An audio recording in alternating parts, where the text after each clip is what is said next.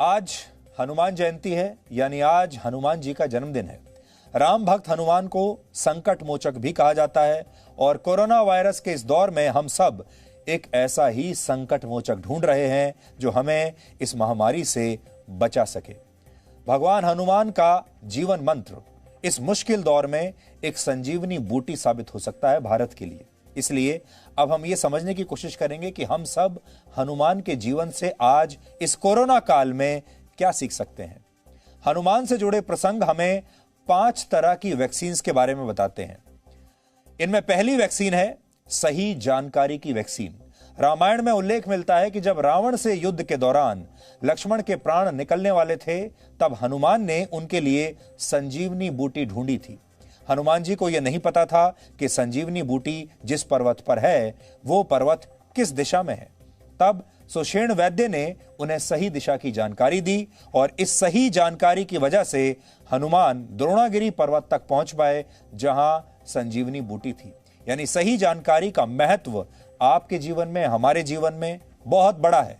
अगर जानकारी गलत हो तो आप कभी भी अपने लक्ष्य को हासिल नहीं कर पाएंगे, क्योंकि आप गलत दिशा में जाएंगे। जिसका आपने निश्चय किया है वो लक्ष्य कभी आपको मिलेगा ही नहीं।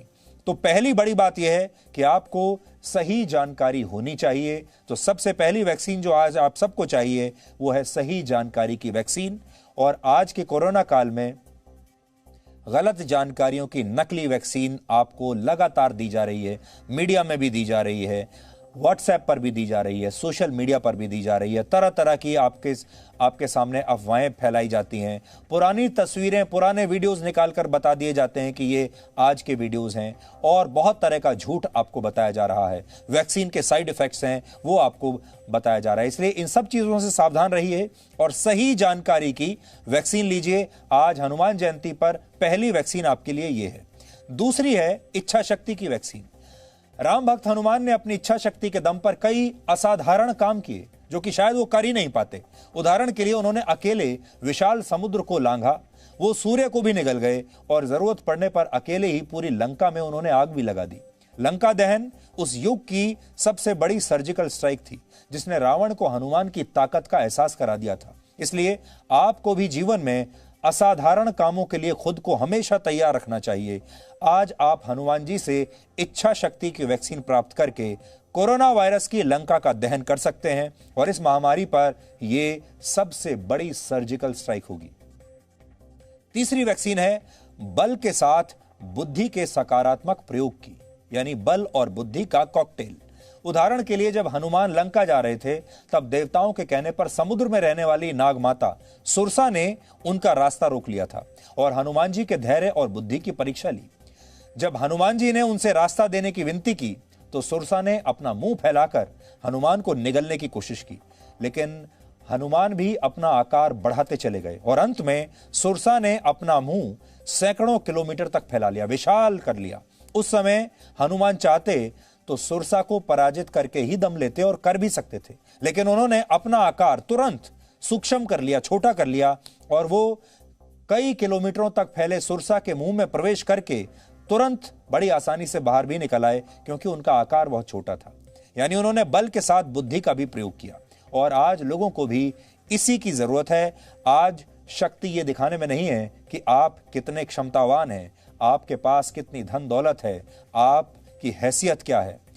आज बुद्धिमानी इसमें है कि आप मास्क लगाकर इस संक्रमण को रोकने की कोशिश करें और इसकी चेन को अपनी बुद्धि से तोड़ें। आजकल लोग अपने कर्तव्य को लेकर निष्ठा नहीं दिखाते, इसलिए ऐसे लोग आज भगवान हनुमान के जीवन से बहुत कुछ सीख सकते हैं। वो अपनी जिम्मेदारियों को बोझ नहीं समझते थे, चाहे निर्भीक होकर लंका में सीता तक भगवान राम का संदेश पहुंचाना हो या फिर संजीवनी बूटी ढूंढते हुए पूरा पर्वत ही उठा लाना हो। हनुमान जी ने ये सारे काम अकेले किए। हमारे देश में अक्सर लोग एक दूसरे को देखकर व्यवहार करते हैं, एक दूसरे की कॉपी करते हैं। कोई व्यक्ति अगर मास्क नहीं लगाता तो उसे देखकर दूसरे लोग भी मास्क हटा लेते हैं। कोई गंदगी करता है तो वो भी बाकी लोग ऐसा ही करने लगते हैं और कहते हैं कि जब दूसरा ऐसा कर सकता है तो मैं क्यों नहीं कर सकता। लेकिन हमें लगता है इन लोगों को आज हनुमान से प्रेरणा लेनी चाहिए ताकि ये लोग अपने कर्तव्य को समझ सकें। और आखिरी वैक्सीन है धैर्य की। भगवान हनुमान ने जब पूरा समुद्र लांघा तो ये उनका बल था, लेकिन समुद्र को पार करते हुए उनके सामने एक के बाद एक लगातार कई चुनौतियां आती चली गईं, लेकिन उन्होंने धैर्य को छोड़ा नहीं और सकारात्मक सोच लगातार बनाए रखी। वो विनती करते हुए समुद्र को लांघकर लंका तक पहुंच गए और धैर्य की परीक्षा में भी पास हुए। और आज आप सबको भी धैर्य की और सकारात्मक सोच की बहुत ही जरूरत है, तभी आप कोरोना वायरस से लड़ पाएंगे। आज अगर आपने धैर्य दिखाया और अपने सही तरीकों का पालन किया, मास्क लगाकर रखा, अनुशासन का पालन किया, तो आप इस महामारी को हरा सकेंगे। इसलिए आपको अनुशासन की बहुत आवश्यकता है। आप में से बहुत से लोगों को भगवान हनुमान के नाम का अर्थ नहीं पता होगा, इसलिए आपको संक्षेप में इसके पीछे की कहानी भी बताते हैं। जब हनुमान जी बाल अवस्था में सूर्य को निगलने के लिए अपने मुंह में रख चुके थे, तो इंद्रदेव ने उन्हें रोकने के लिए अपने वज्र से उन पर प्रहार किया था और इससे उनकी जो ठोडी थी वो टूट गई थी।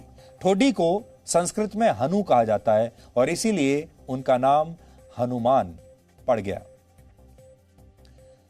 रामायण में उल्लेख मिलता है कि जब भगवान राम सीता की खोज करते हुए कर्नाटक के जंगलों में पहुंचे, तो वहां उनकी भेंट पहली बार हनुमान और सुग्रीव से हुई। तब इस क्षेत्र को किष्किंधा कहा जाता था। हनुमान के बल, बुद्धि और भक्ति ने श्री राम को मोहित कर लिया और यही उन्होंने हनुमान और सुग्रीव के साथ मिलकर एक वानर सेना का निर्माण किया और फिर इसी सेना के साथ वो रावण के खिलाफ युद्ध में उतरे। लेकिन क्या आपको पता है कि त्रेता युग में भी श्री राम द्वारा बनाई गई इस सेना का बजट यानी इस सेना का खर्च कितना था? इस सेना का खर्च था त्याग, इच्छा शक्ति और सीता को रावण से छुड़ाने की प्रतिज्ञा। यानी त्याग, इच्छा शक्ति और प्रतिज्ञा ये ईंधन की तरह था और उसी ईंधन से ये सेना चलती थी। भगवान राम की ये सेना निस्वार्थ उनके साथ जुड़ी हुई थी। लेकिन आज का युग जो है ये त्रेता युग नहीं है, ये कलयुग है। और आज के इस कोरोना युग में कौन सा देश अपनी सेना पर कितना पैसा खर्च करता है, इसी से उसकी ताकत का आकलन आज भी किया जा रहा है।